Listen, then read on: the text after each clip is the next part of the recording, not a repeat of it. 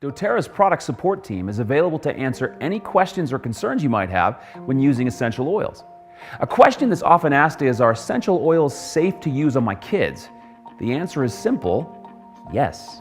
Essential oils are safe and effective for the whole family.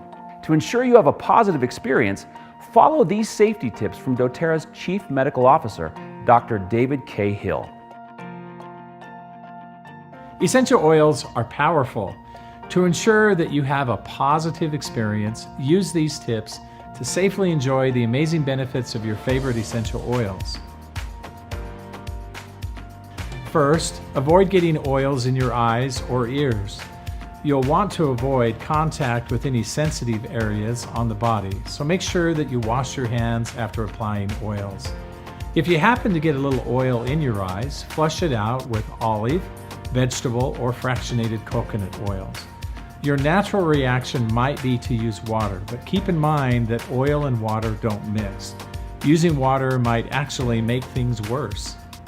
Second, be sure to look at an oil's label and review the doTERRA product guide for usage and directions. Many oils can be used internally, topically, and aromatically. However, not all of the oils can be used with all three application methods. You'll also want to note the sensitivity chart and make sure you are diluting an oil properly. If you have sensitive skin, you might want to keep a carrier oil handy when trying an oil for the first time.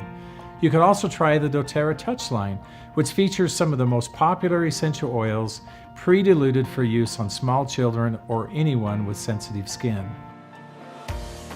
Third, avoid using citrus oils topically when going into direct sunlight. Citrus oils can be photosensitive and can cause discoloration of the skin.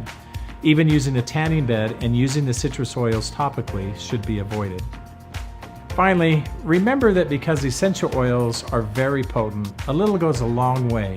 You only need 1 or 2 drops to experience the incredible benefits of doTERRA's essential oils.